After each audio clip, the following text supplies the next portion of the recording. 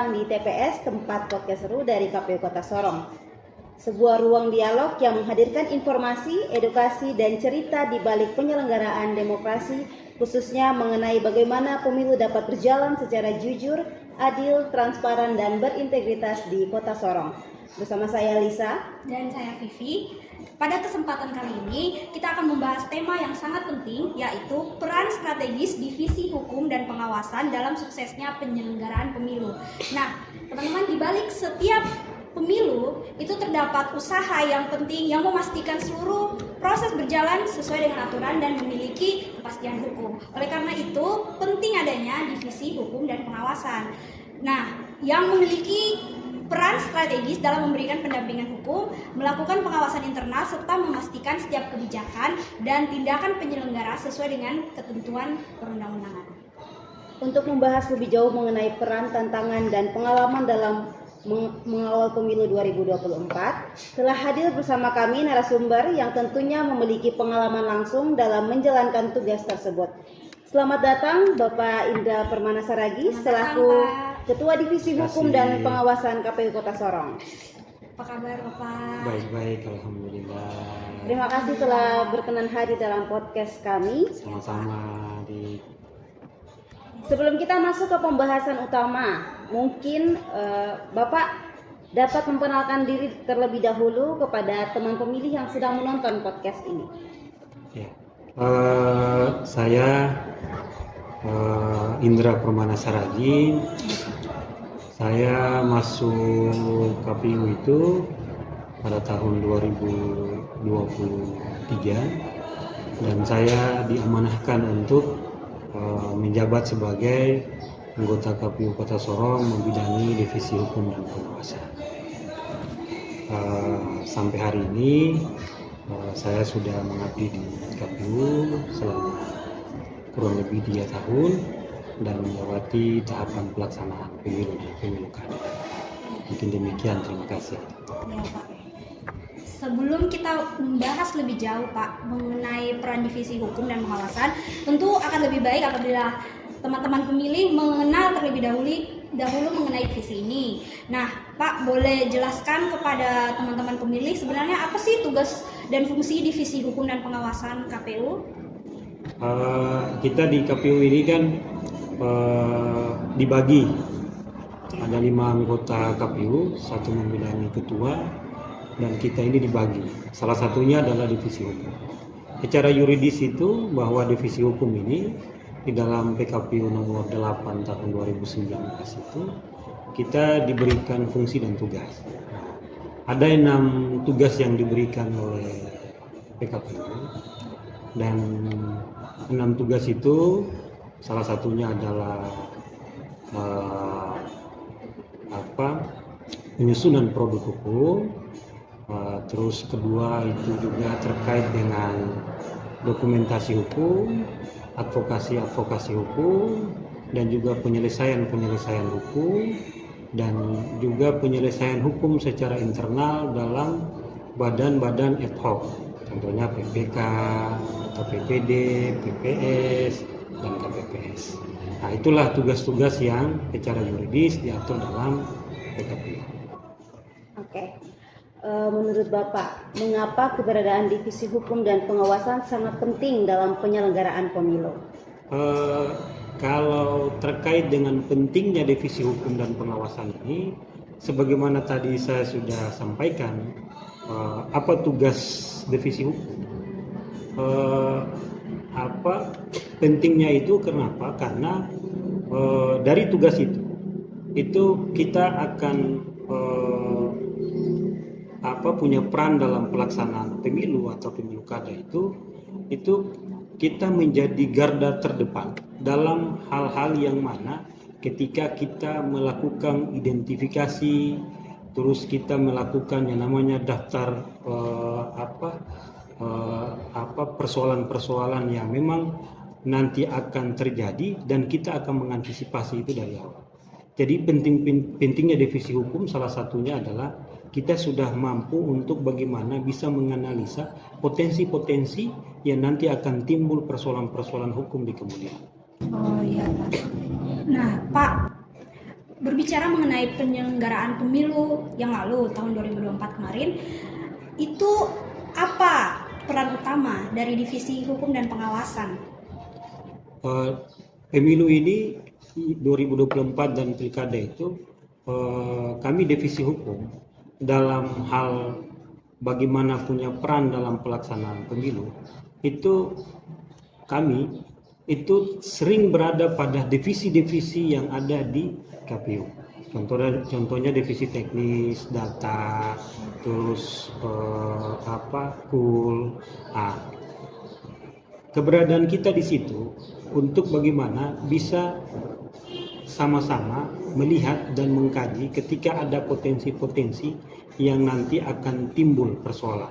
Kita sudah mengantisipasi hal-hal yang dimana sebelum terjadi itu kita sudah menyusun daftar identifikasi masalah. Kita akan mengawal teman-teman divisi untuk bisa memastikan produk-produk hukum itu sesuai dengan peraturan perundang-undangan.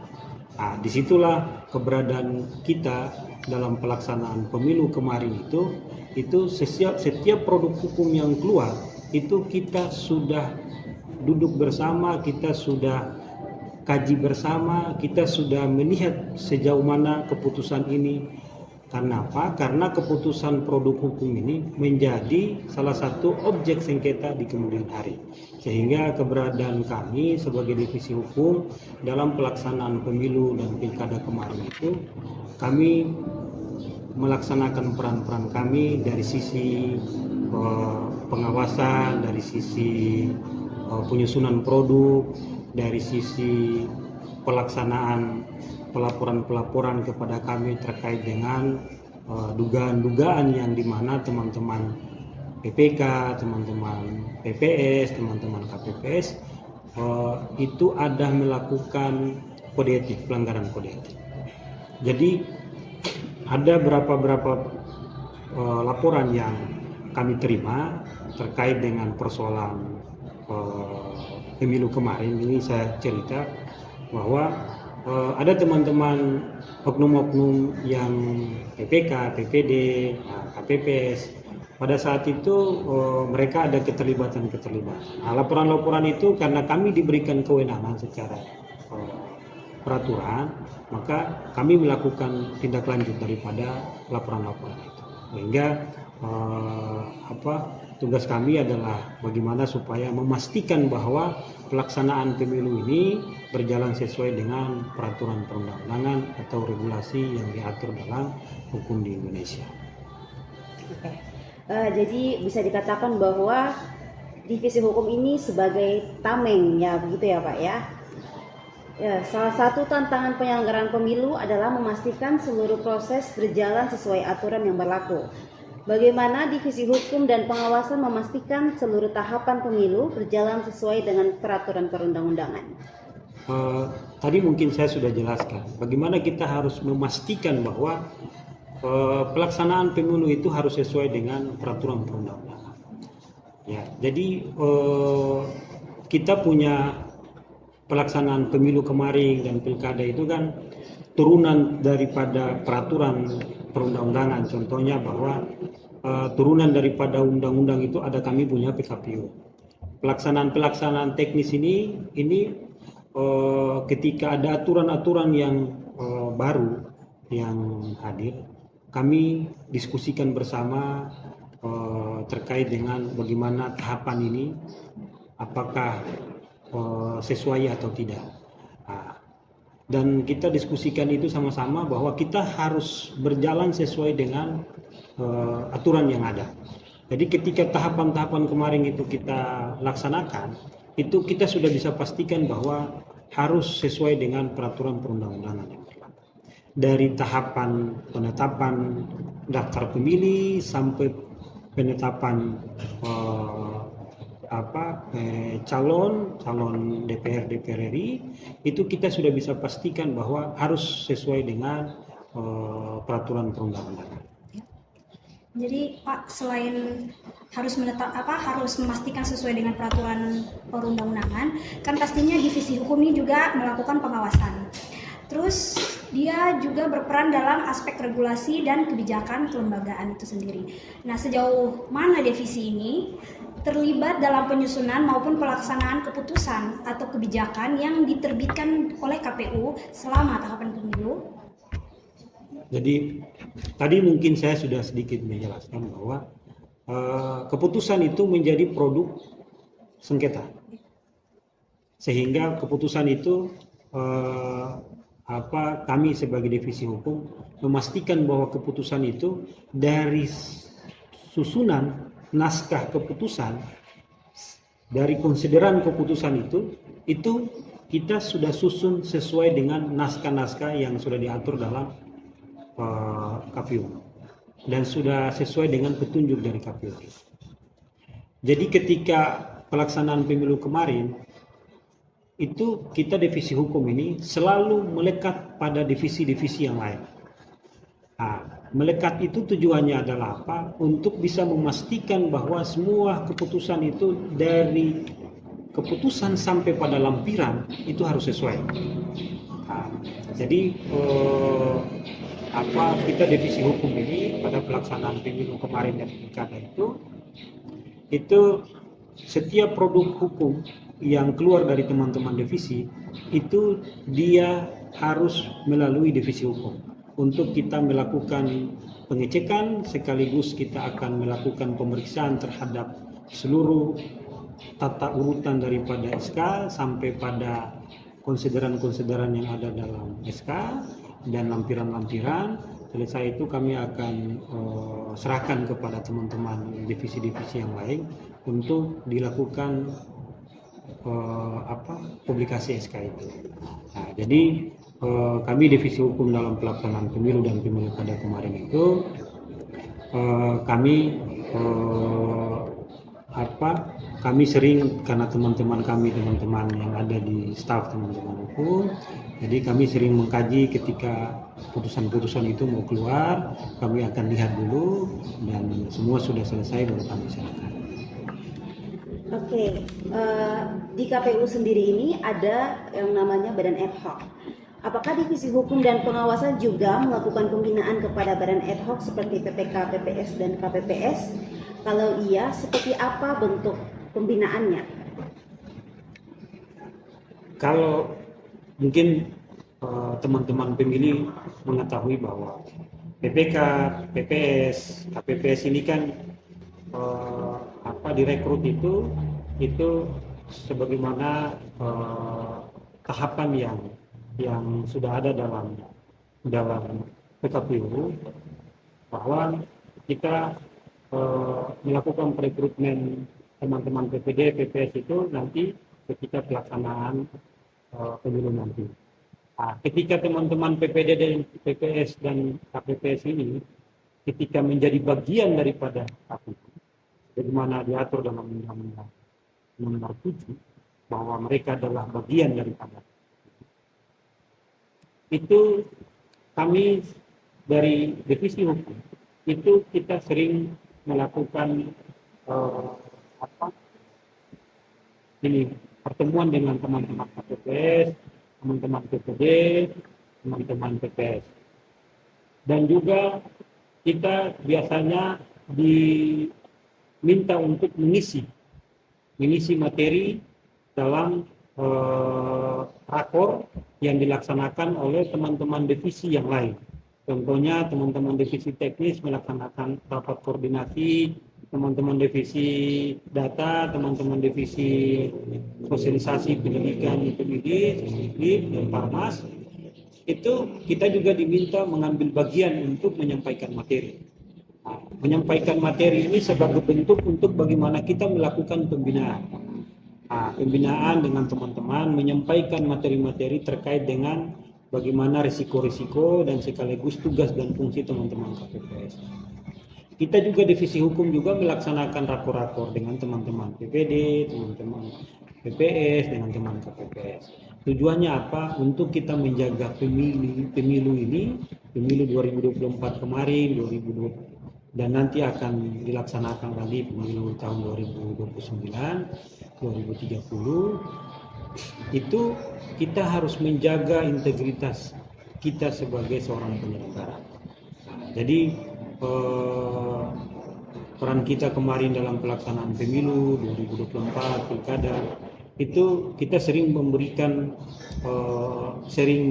pemahaman, kita sering diskusi sama-sama, kita tukar regulasi, kita sampaikan ke mereka bahwa ini tanggung jawab kalian, ini ada risiko kalian, ini demokrasi yang kita harus jaga. Nah, itu yang kita laksanakan kemarin pada tahun 2024. Pak, tentunya ada juga potensi sengketa nih Pak pada saat tahapan pemilu. Nah, bagaimana Divisi Hukum dan Pengawasan untuk mengantisipasi adanya potensi sengketa maupun pelanggaran yang mungkin terjadi selama tahapan pemilu itu Pak? Ya, demokrasi ini kan punya rakyat. Jadi mereka melaksanakan pesta demokrasi ini, kita tidak bisa membatasi mereka untuk apakah mereka mau melakukan atau mereka mau menerima apa yang menjadi keputusan. Kita tidak bisa membatasi itu. Tapi kita sebagai KPU dalam hal ini Divisi Hukum, kita sudah mengantisipasi hal-hal yang dimana ketika terjadinya sengketa, maka jauh-jauh hari kita sudah mulai melakukan daftar identifikasi masalah. Itu dari teman-teman hukum sering melakukan itu. Nah, kita melakukan itu dengan cara bagaimana kita ketika kita dengan teman-teman divisi lain itu kita sering melekat sama mereka. Kita melekat, kita akan mengikuti teman-teman divisi lain, teman-teman teknis, teman-teman data gitu. Kita mengikuti untuk bagaimana kita bisa mengetahui tahapan ini dan kita akan membuat satu kronologis. Kronologis itulah kita akan bikin daftar identifikasi masalah. Potensi mana yang nanti akan bisa menjadi masalah dan mana potensi yang tidak bisa menjadikan masalah. Nah, dengan identifikasi masalah inilah kita akan punya satu pondasi untuk bisa mengantisipasi ketika terjadinya nanti upaya-upaya hukum atau produk-produk hukum yang tidak diterima oleh teman-teman. Baik, selanjutnya dalam praktiknya ini tentu terdapat berbagai persoalan yang harus ditangani secara profesional dan sesuai mekanisme hukum. Apakah terdapat laporan atau temuan pelanggaran administrasi yang cukup menantang untuk ditangani? Bagaimana proses penyelesaiannya, Pak? Kalau kita bertolak ke pemilu kemarin 2024 dan pilkada, itu ada banyak laporan. Ada banyak laporan yang disampaikan melalui Bawaslu dan Bawaslu melakukan rekomendasi kepada kami, dan juga ada laporan-laporan langsung ke kami. Nah, jadi laporan-laporan itu kami tindak lanjuti terkait dengan netralitas teman-teman PPD, teman-teman PPS, KPPS, begitu. Nah, itu kami tindak lanjuti. Terus ada beberapa laporan juga kami tindak lanjuti. Jadi laporan-laporan ini ketika kami terima, kami melakukan verifikasi, kami panggil, selesai kami panggil, sudah kami cocokkan semua apa yang hari ini menjadi aduan-aduan dari masyarakat, dari RT setempat, ada dari banyaklah dari sini, kami cocokkan, kami tindak lanjuti. Karena laporan yang mereka sampaikan pun juga ada bukti-bukti yang mereka sampaikan. Jadi kalau terkait dengan pelaporan dari pemilu kemarin dan pilkada, itu yang menjadi tantangan itu sebenarnya yang kita selesaikan itu sebenarnya itu saya pikir semua laporan kami tindak lanjuti, dan kami merasa bahwa apa yang disampaikan oleh masyarakat itu saya pikir sesuai dengan bukti-bukti yang ada, kami akan tindak lanjuti. Pak, nah kalau misalnya terjadi sengketa atau adanya keberatan terhadap putusan KPU. Nah, peran divisi hukum ini dalam memberikan advokasi hukum itu bagaimana, Pak?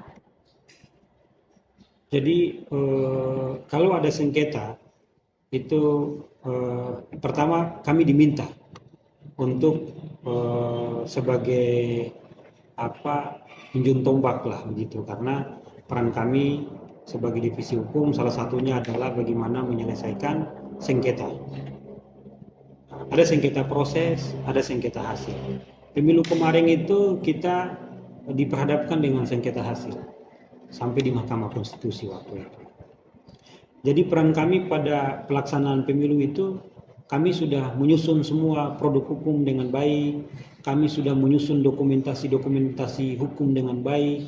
Nah, sehingga ketika ada yang tidak menerima produk-produk hukum dan melakukan upaya hukum, kami sudah siap dokumen-dokumen itu. Kami sudah siap sehingga pada saat terjadinya upaya hukum itu kami diminta untuk bagaimana memberikan penjelasan yang kami sudah sediakan dalam kronologis.